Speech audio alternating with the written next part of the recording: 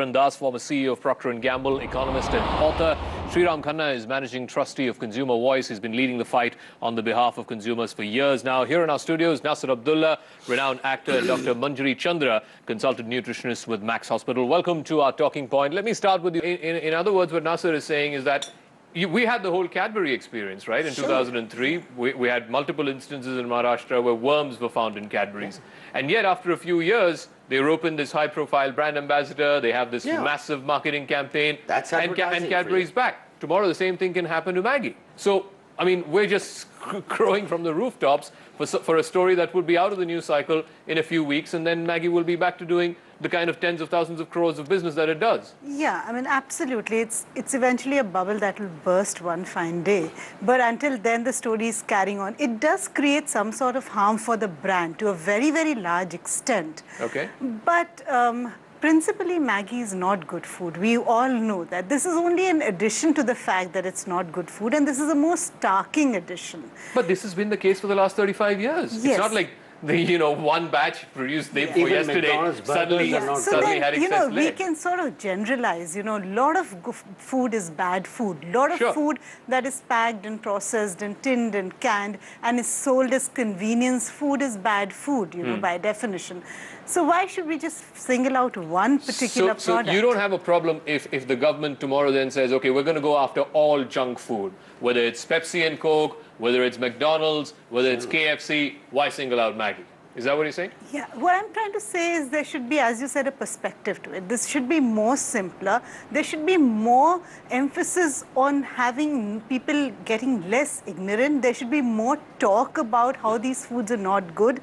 Children should be told about not using Maggi too much because it's not a good food. But banning it and, just putting a stuff like this and banning a food is... Sriram Khanna, the ordinary consumer, you have a problem where, you're having an increasingly aware and well-read and knowledgeable putting my heart and faith consumers into out there. Food and safety. Give me a moment. Give me a moment, Sriram Khanna. Yeah. What redressal mechanism do consumers have other than to stop eating this product entirely?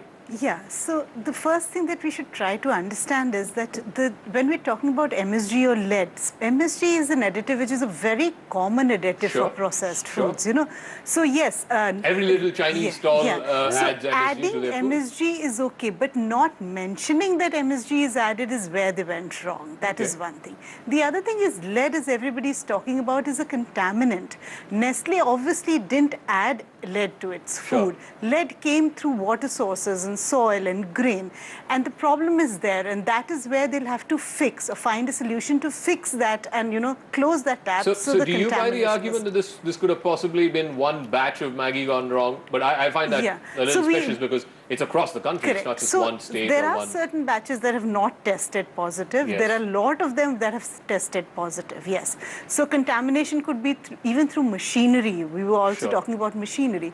So I think looking at it in totality, we should wait for the FDA report to come in, and then appropriately there should be action. But from the consumer point of view, I think this is a wake-up call. This is like a sort of, wakening up people and telling them, listen, you cannot just buy food off shelves and eat it without understanding what you're actually putting into your system. When you're putting your consumer up or demanding a greater awareness from the consumer, you should also be demanding greater awareness from our celebrities, from our brand endorsers. I'll wrap up this discussion because of the positive time. There was back in the 1970s in the US, Coca-Cola went through a similar phenomenon, but yes, to the strength of the brand and to its clientele, it was able to bounce back. It was, in fact, legend has it, as the Coca-Cola moment. Maybe this is Maggi's Coca-Cola moment. We'll see how this story plays out. For the moment, thanks very much, Naseer Abdullah, Dr. Manjari, Gurcharan and Sriram Khanna. I'm sure we'll be in touch with you through the course of the next few days, if not weeks,